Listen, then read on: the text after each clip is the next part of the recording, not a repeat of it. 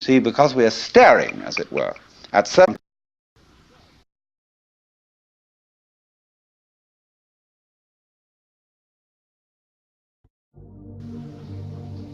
See, because we are staring, as it were, at certain features of the landscape, we don't see the background. And because we get fascinated with, I could go into details of this shell, as I said, and put myself in the mind of a conch or whatever it is that lives in this thing, and say,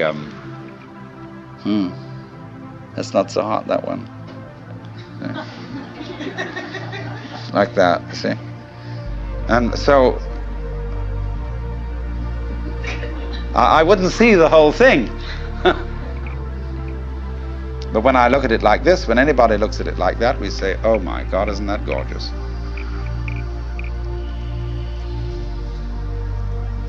Another way of talking about the web is that there are different levels of magnification.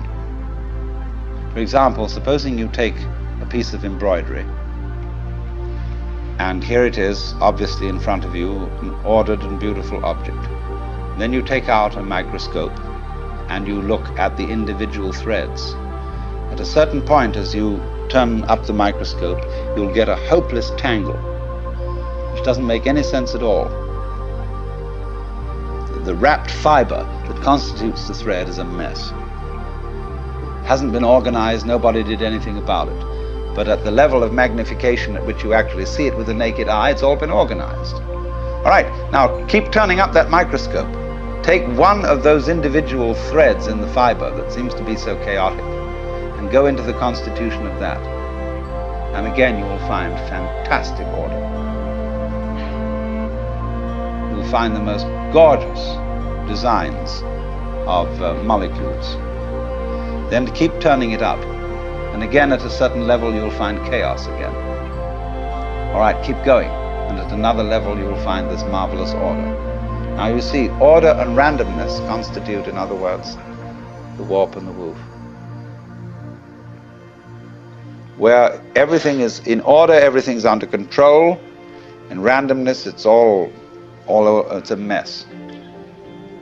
But we wouldn't know what order was unless we had messes. It's the contrast of order and messes that order itself depends upon. And so in this exactly the same way, it is the contrast of on and off, there and not there. In other words, life and death, being and non-being, that constitutes existence. Only we pretend that the random side of things, the disorderly side of things, could possibly win in the game of competition, or I would rather call it collaboration between the two. When you lose sight of the fact that the order principle and the random principle go together, that's exactly the same predicament as losing sight of the fact that all individually delineated things and beings are connected underneath. Just like mountains stick out of the earth and there's a fundamental earth underneath them. So all of us as different things, we stick out of reality and there's a continuity underneath, but you ignore that, you see. That's the thing that's left out. See, I'm just giving you many examples of the same principle. But really, deep down, we are, each one of us, everything that there is. Doing it this way, and then again that way, and then again another way. And that's what it keeps up doing forever and ever. Only, it has holidays, which are called deaths. In the story of the creation of the world in the Bible, God works for 7 days and rests the seventh. It's necessary to have a holiday. Holiday is holy day. And the Sabbath for the Jews is Saturday, for the Christians is Sunday, because Saturday is the last day of the week, but Sunday is the first day of the week. And it's a slight difference of alteration between a Jewish temperament and a Christian temperament. Some people like to take the holiday and then do the work. Other people like to do the work and then take the holiday. And since the Jews do the work first and then take the holiday, they're always a little up on the Christians in business.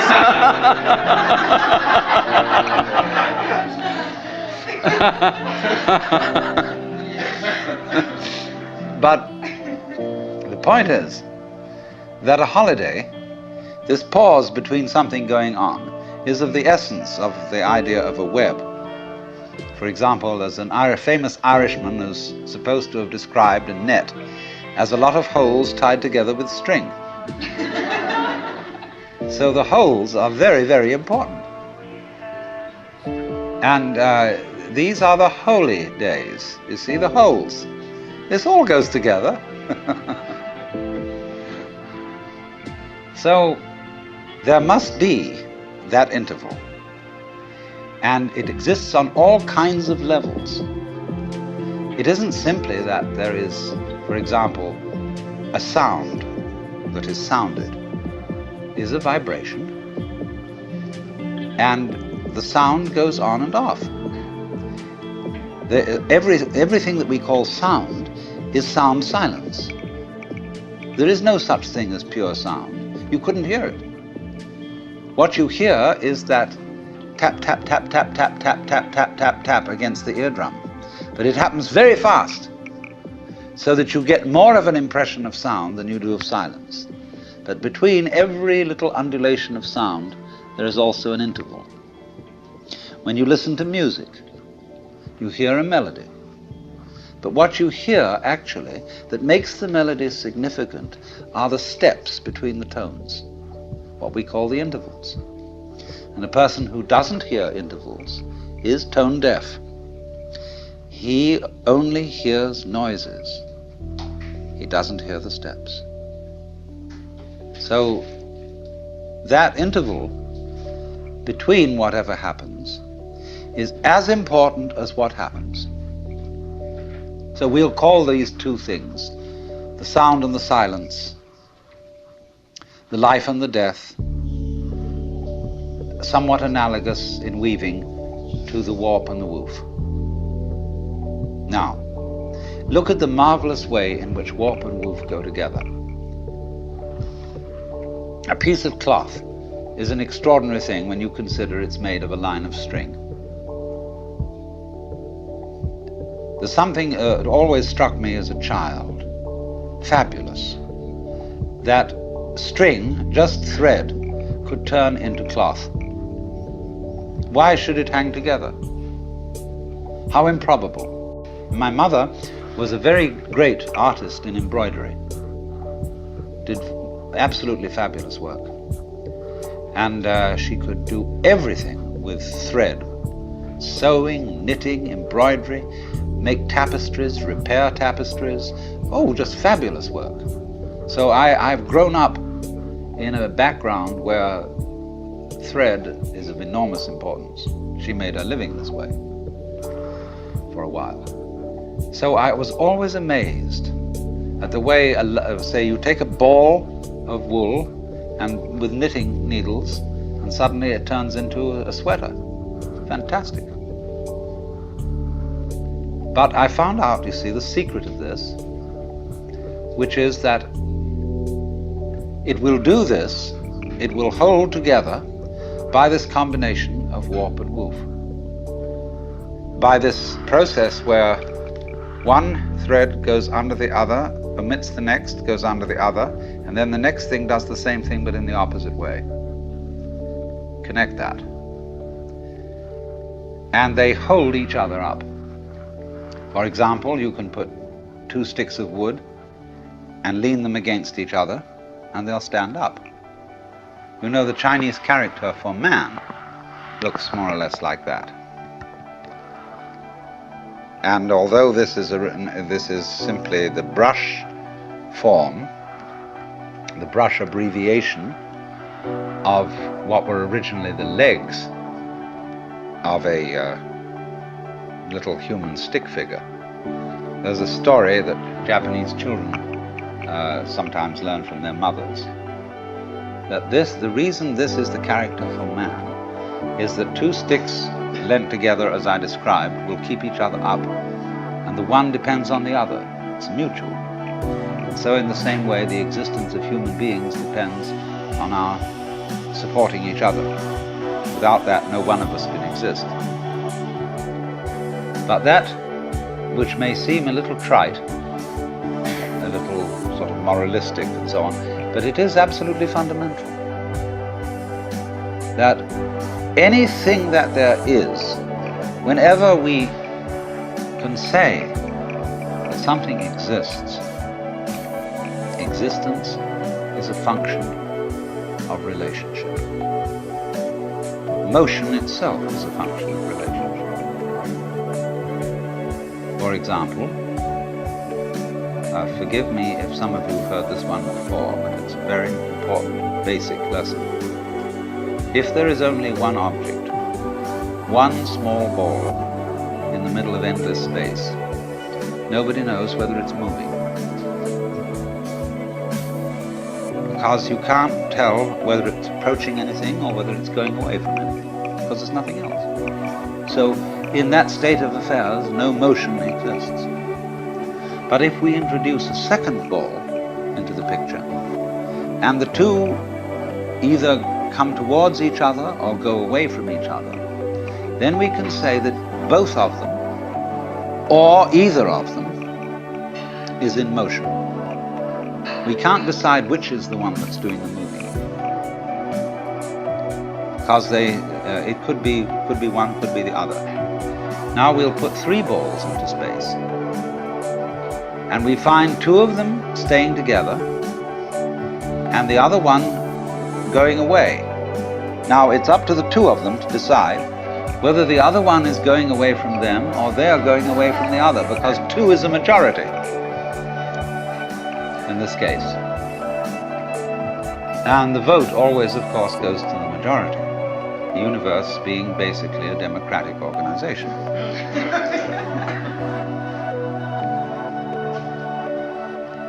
And so it goes. Now, once you've got that, you can see that motion is a form of relationship.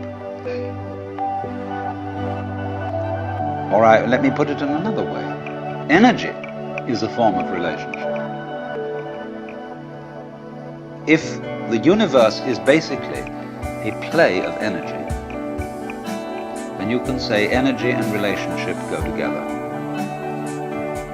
Now, what is this saying? This is saying that being, existence itself, is relationship. Let's look at it in several other ways. You know the old question. If a tree crashes in a forest and there is nobody around to hear it, is there a noise? This question has been discussed in many futile ways. But noise, basically, is a state of affairs that requires an eardrum and an audio nervous system behind the eardrum. When the tree falls, it makes the air vibrate. If there is anywhere around an ear with the appropriate nervous system, there will be a noise, because noise is a relationship between motion in the air and ears. If there is not any ear around, there won't be any noise, although there will be vibration in the air.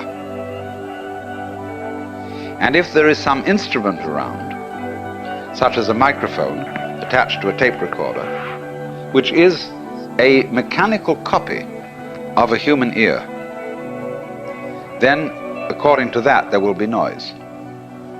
There will be a vibration. In the same way, let's suppose the sun sends out light into space. Now, the space surrounding the sun will be black darkness, as if there were no light in it, unless a planet happens to float by. When a planet floats by, there will be light. in the darkness. But if there isn't anything to relate to the sun in that way, then comes no light.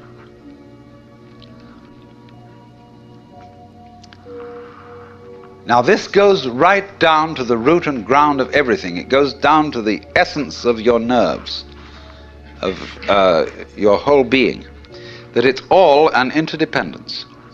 And that's why one of the basic symbols of the universe is the Chinese yin-yang symbol, which you know is a circle with an S curve in the center. One side of the S is black, the other is white. And so it makes, as it were, two commas or two fishes. And the eye of the fish is the opposite color. The white fish has a black eye, the black fish has a white eye. And these things are going like this, see? Curling in on each other. Now this thing is called a helix. And that is the fundamental form of the galaxies. The great nebulae we see out in space are doing this, curves. And this is basically too the position of sexual intercourse. This is lovemaking. And this is, you know, when you hold hands and so on. This is it. But there are two involved, and the two are secretly one. Now, this is what I really want you to understand. To get into the unitive world, underneath, underlying and supporting the everyday practical world, there have to be certain alterations in one's common sense. Now, there are certain ideas, and beyond these ideas, certain feelings that are difficult to get across, not because they're intellectually complicated, not at all because of that, but because they're unfamiliar. They're strange. We haven't been brought up to accommodate. In exactly the same way that in past times, people knew that the planets were supported in the sky because they were embedded in spheres of crystal. And if they weren't embedded in spheres of crystal, and of course you could see them because you could see through them, they would fall down on the Earth. And now when astronomers finally suggested that there were no crystal spheres, people felt unbelievably insecure. See? They had a terrible time assimilating this idea. Now, do you see what it involves to assimilate a really new idea? You have to do quite a flip. For example, there are some people whose number systems only account for quantities. 1, 2, 3, many. So they don't have any concept of four corners to a table. See, a table has many corners. And a pile of pebbles is, in that sense, equivalent in manyness to the four corners of the table. Now they have difficulty, you see, in beginning to assimilate the idea of counting through and numbering all those corners or all those pebbles. But we've done that. So to us that is perfectly simple. But imagine the kind of mentality, the kind of person to whom that is not simple at all. Now, in exactly the same way, there is here what I'm trying to explain. A new idea that most people don't assimilate. And that is the idea of total interdependence of everything. The Buddhists in Japan call it Jiji-muge. Jiji-muge, between thing and thing, between event and event there is no block. And they represent this imagistically as a network Imagine a multidimensional spider web covered in dew in the morning. And every single drop of dew on this web contains in it the reflections of all the other drops of dew. And of course, in turn, in every drop of dew that one drop reflects, there is the reflection of all the others again. And they use this image to represent the interdependence of everything in the world. In other words, if we give this dewdrop image, if we put it into a linguistic analogy, we would say this: words have meaning only in context. The meaning of any word depends upon the sentence or upon the paragraph in which it's found.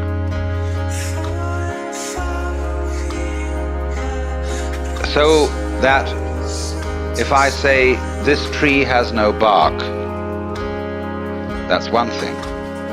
And if I say, this dog has no bark, that's another thing.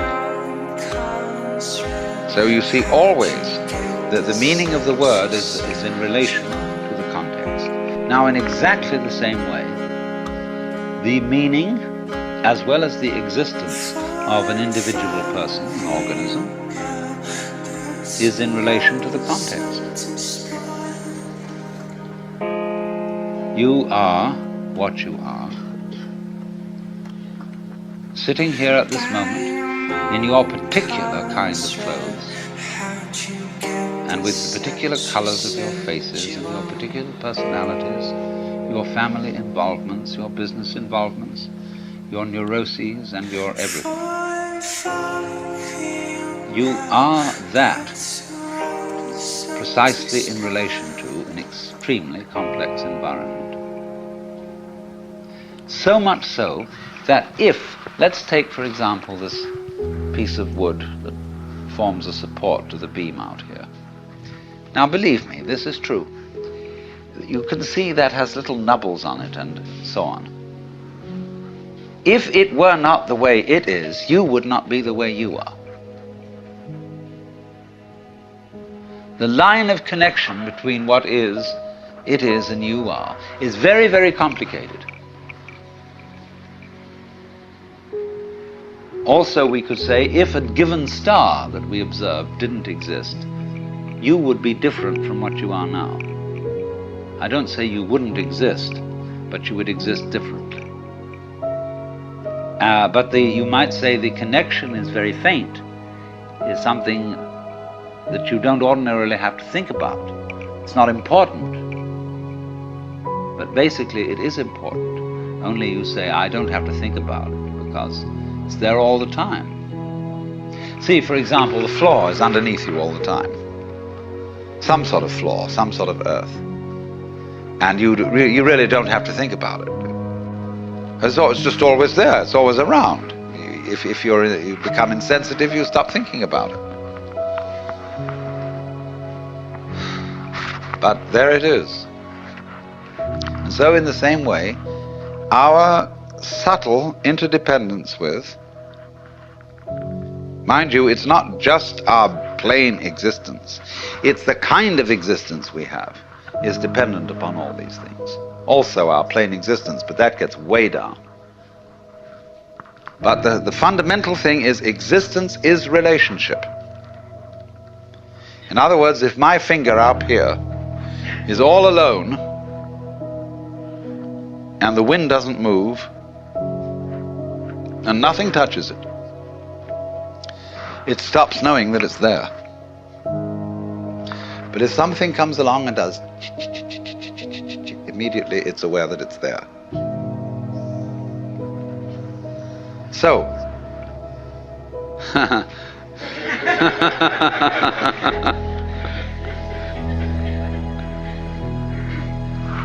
you see, it takes two.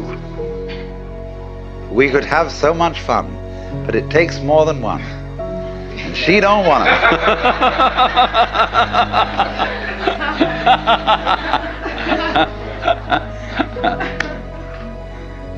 But in this way, you see, what we call duality, you can see, can't you, how duality is fundamental. It takes two.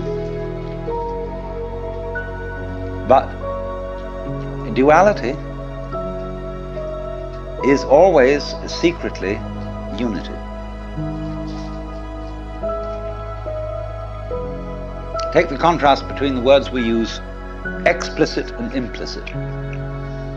The very valuable words. What is explicit? What's on the outside? That's, say, how we come on publicly. Explicitly, we are thus and so. We have a fight. We're in competition, say, in business, explicitly.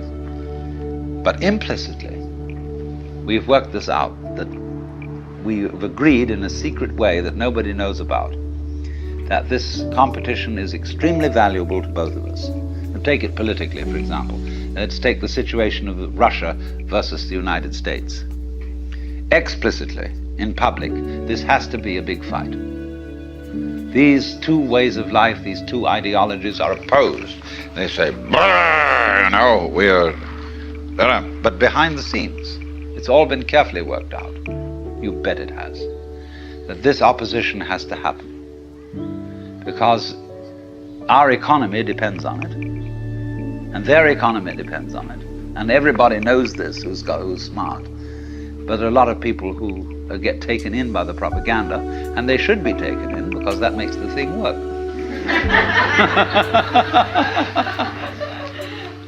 It's crazy. But that's the way it goes. And everything works this way. There is, for example, when swans start to mate, they are not sure what they're supposed to do. And they begin to fight. I had a long talk about this with C.G. Jung. He lived on the edge of Lake Zurich, and he had a little summer house right on the water's edge, and there were many swans there. And I was getting up at the end of a conversation with him, and we were beginning to walk back to the main house, and I said, "Isn't it true that swans are monogamous?" And he said, "Yes, they are." He said, "Do you know, I have had most interesting relationships between these swans, and many of my female patients who thought they were homosexual." I mean, Jung wasn't a sexual snob. I mean, he understood all the legitimacy of all kinds of sexual variations. But he said it has been a point of departure for our discussions. And he said it's a very funny thing that when they begin to mate, they start fighting. And they don't know what it's all about, and then suddenly the fight turns into lovemaking. So that's what I mean. Underneath opposition, there is love. Underneath duality, there's unity. That Tweedledum and Tweedledee agreed to have a battle. So, you see, here's that weaving principle. The things hold together by over, under, over, over, under, over, over, under, over.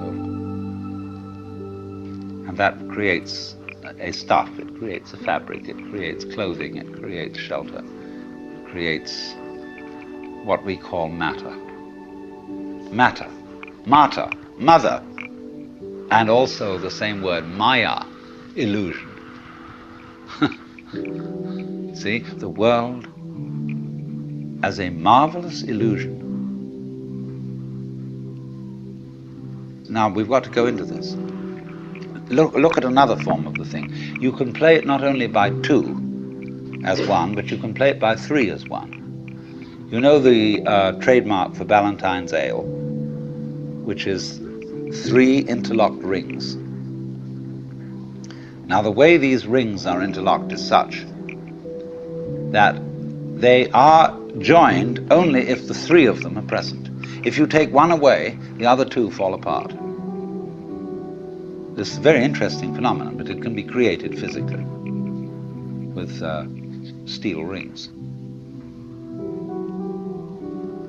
Their cohesion depends on all three of them being present.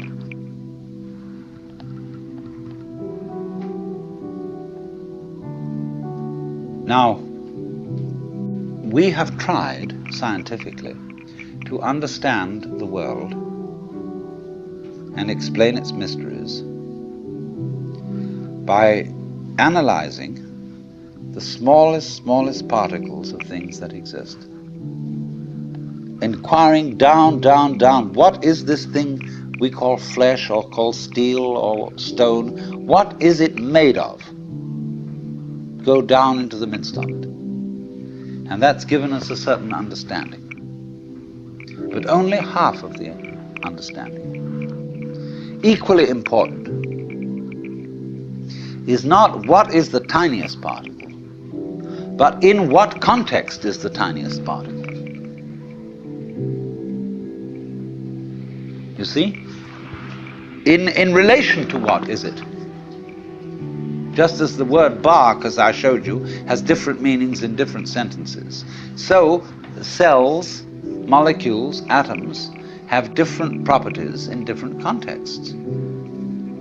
So what the scientist equally needs to study is not simply what is anything when very, very minutely analyzed, but where is it? When is it? That makes all the difference. So do you see that a lot of people who get anxious when they hear that everything is relative have no need to get that anxious. Relativity isn't some kind of slippery morass in which all standards and all directions get lost. Relativity is really the soundest situation that there is. See, it's the one supporting the other. It's this thing. Do you know this? This is wonderful. X marks the spot. Imagine this going on and on. Supposing my finger were indefinitely long, both fingers, and they were doing this. See, they're just crossing each other. Now, on one side of it, it's a pair of scissors, and it cuts. What is it on the other side? Why, it's opening female legs, saying, please come in. This utter softness, utter receptiveness. On the other side, it's on this side, it's please, please, please, please, yes. Welcome. And everything's based on that. See, it's this way. Sharpness, teeth, biting, spines, crab shells, all that kind of thing. No? On the other side, it's the melting softness of life. See, you go together just like that.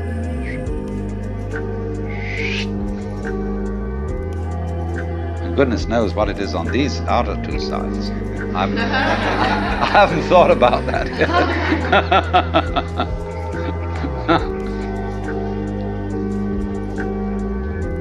So, if you see that, if you get that principle, I've never done anything like that before. you can feel yourself I'm so angry with myself. not sort of just rattling around in the world as a kind of, somebody who's been stuck down there. You do know what I'm talking about, don't you? But you can feel You knew before I did. yourself going on Are you crying? in absolutely exact relationship with everything around you. Yes, I know exactly. And this is very beautiful. It isn't just that you are here looking at what's out there, like you might be photographing it with your eyes. It's that if that there wasn't there, you wouldn't be here. The outside thing that you see and the inside thing that you are are poles of the same magnet, or back and front of the same coin, and without one there isn't the other. That means, of course, then, that we are living in the midst of a world of animals, vegetables, minerals, atmospheres, astronomical bodies. It's highly intelligent. Its intelligence concentrated, crystallized in our brains. That's where it comes out, you see. In any field, let's take any field of forces. We take a chemical solution, and at certain critical points in this chemical solution, the crystals start to form. And so in the same way, the total intelligence of this whole universe crystallizes in human brains. Also in other kinds of brains. That's where it really comes out. But it's the total intelligence of the whole field that does this.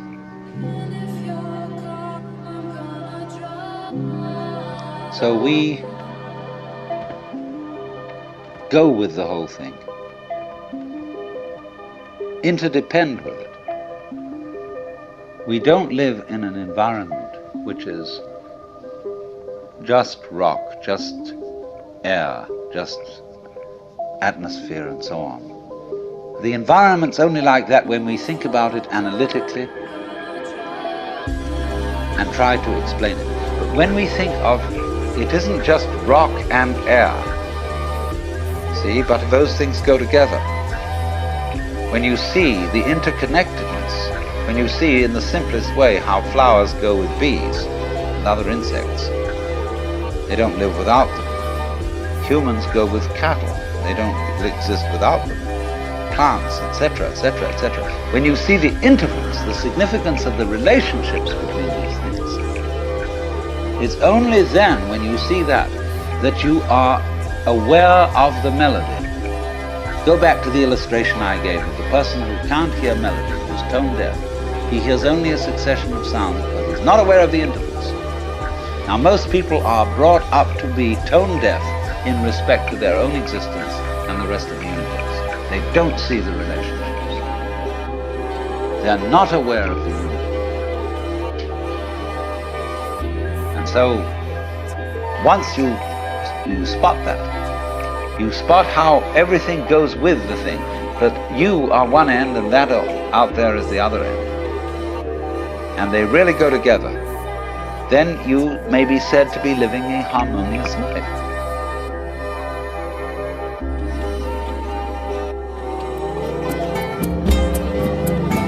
This concludes Session 3 of Out of Your Mind, Essential Listening from the Alan Watts Audio Archives. Our program continues with Session 4.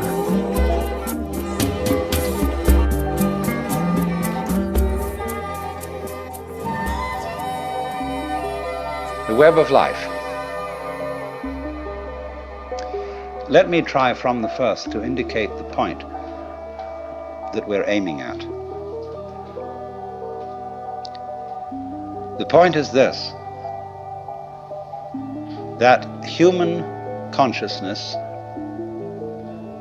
is at the same time as being a form of awareness and sensitivity and understanding, it's also a form of ignorance. The ordinary everyday consciousness that we have leaves out more than it takes in. And because of this, it leaves out things that are terribly important. It leaves out things that would, if we did know them, allay our anxieties and fears and horrors. And if we could extend our awareness, you see, to include those things that we leave out, we would have a deep interior peace. Because we would all know the one thing that you mustn't know, according to the rules of our particular social game. The one thing you mustn't know, that's really not allowed, but is the lowdown on life. And the lowdown, on the one hand, means the real dirt on things. But the lowdown is also what is profound, what is mysterious, what is in the depths. And there's something left out. And our everyday consciousness screens this out in the same way that when you say you have weaving, you have, say, on this rug here in front of us, when the black finishes here, the black threads will go underneath and then appear again over here, then they'll go underneath the white and then they'll appear again over here, you know? So that the back will be the obverse pattern of the front. Now, the world is like that. Our sense organs are selective. They pick out certain things. They're receptive. For example, we have a small band of what you might call a spectrum of light, of sound, of tactile sensation, and so on, to which the human organism is sensitive. But we know that outside that small band, there is a huge range of vibrations to which we have built instruments that are sensitive. Things like cosmic rays, ultraviolet rays, gamma rays, hard X-rays, and so on. They're all outside the band of our spectrum. And obviously, there are things that are outside the range of our instruments. We may build new instruments someday which will evoke, bring into our consciousness other orders of vibration altogether, but yet, as yet, we don't know about them. So you could imagine, you see, the universe is a vast system of vibrations, and has infinite possibilities. All these vibrations, you know, are like the strings on a harp. And the harps that the angels are supposed to play in heaven are really this huge possibility. See, when you play the harp, you select strings. You don't play all the strings. It's stupid to just run your finger along the whole edge of the harp, back and forth, and go. What you do is you pick out with your fingers, select, just like on the piano, you don't go brrrm. You pick out certain notes, and these make the patterns. But at the same time as you pick out, you reject what you don't pick out.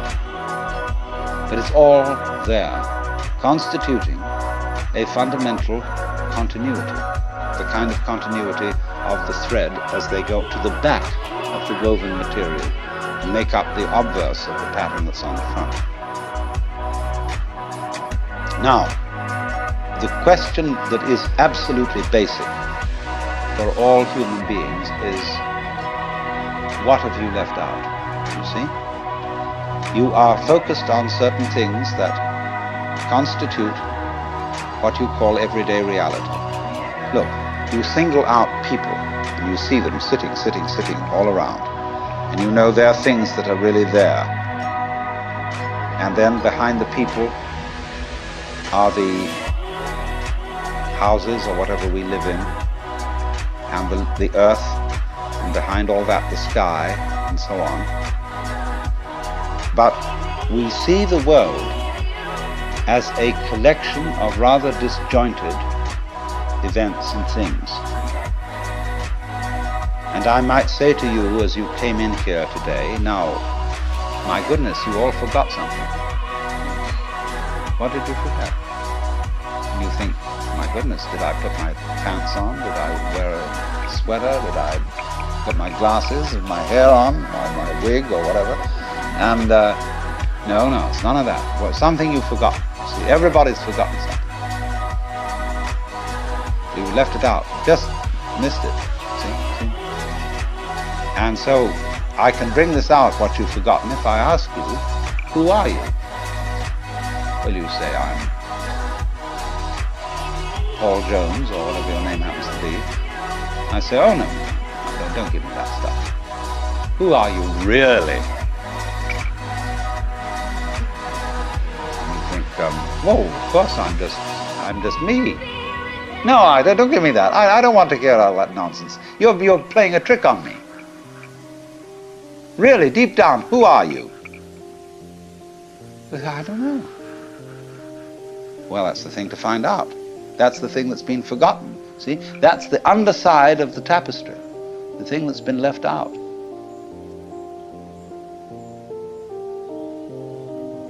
Because what we are carefully taught to ignore is that every one of us, fundamentally, deep inside, let's put it that way, is an act of, a function of, a performance of, a manifestation of the works. The whole blinking cosmos, with all its galaxies, and forever and ever and ever, whatever it is beyond that, what you might call God in the Western tradition, or Brahman in Hindu philosophy, or Tao in Chinese.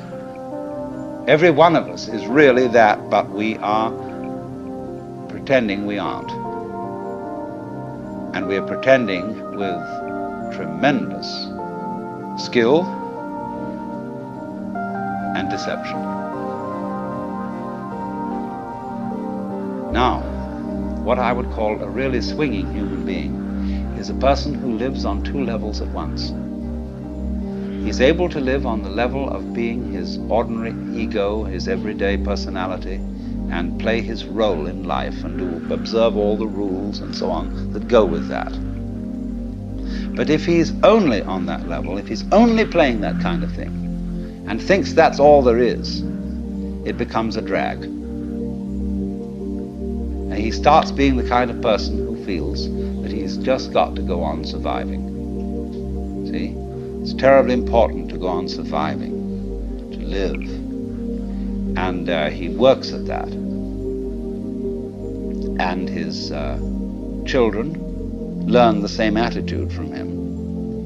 And they, he says, well, I've got to survive because I've got all these children I've got to support, and so on and so forth. And then they take the same attitude, and they breed up children, and they feel compulsive about supporting them, because they've got to go on. And so nobody really has any fun. It's just, we've got to make this thing, see? And you don't have to.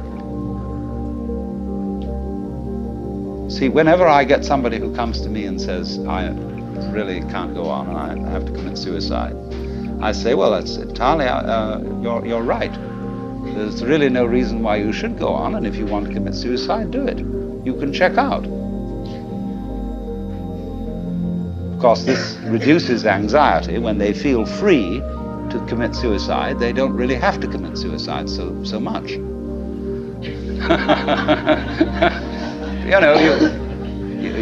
You can commit partial suicide.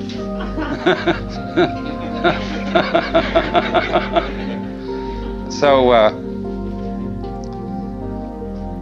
the sense that you just have to go on living, see, that life is a must. When you say to anything spontaneous, see, life is spontaneous. It happens, in the words of the Taoists, Ziran, which means of itself so. That's their Chinese expression for nature. What happens by itself, what isn't pushed, but it just pops up, you see? Like, I'll never forget, there was a great Zen master I knew once in New York. He was giving a lecture one evening, and he was dressed in his gold ceremonial robes, and he was sitting in front of an altar like this sort of thing, but he had a table in front of him with very formal, with candles on it, and a sutra scripture on a little desk, and he was lecturing on the sutra, and he said, fundamental principle in Buddhism is no purpose, purposelessness. When you drop fart, you don't say, at 9 o'clock I drop fart. It happened of itself. you know, and all these pious Western devotees, you know, kind of put their handkerchiefs in their mouths and tried not to laugh. You know? So, but that's the meaning of something that happens of itself, like drop fart or have hiccups or just you came into being, you know. It happens in a kind of a plop way like that. See? Now, you can't tell that process, you ought to happen. You must happen. Because that puts a bind on it. In the same way as when you have a little child and all the relatives have come to a party on Thanksgiving, and you put the child into the middle of all the relatives and say, now dear, play. See, it absolutely bugs the child to do it like that. And so this is the problem for every artist. Because an artist is a man who makes his living by playing, whether he's dancing or painting or playing music or whatever it is. And he has to overcome this problem. He has to know how to play in public at a given time on an appointment. See? Now that's not an easy thing to learn. But when you catch on to the trick of it, you can do it. To play on demand. That's the hardest lesson of life, to contrive what is called by my Japanese artist friend Saburo Hasegawa a controlled accident. The thing is that